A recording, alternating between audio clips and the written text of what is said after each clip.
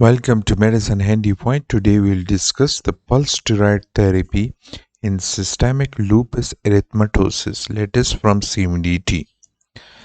So first let's define what is pulse steroid therapy.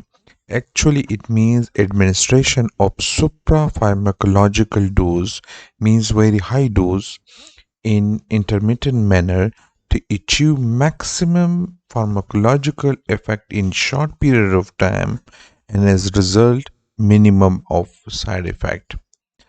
Usually injection methylprednisolone 500 mg to 1 gram IV OD is given for 3 days. This is called pulse steroid therapy. So now what are the indication in of the pulse steroid therapy in SLE patient? First is lupus cerebritis. Second is glomerulonephritis in SLE. Third is hemolytic anemia in SLE. Fourth is pulmonary hemorrhage in SLE patient.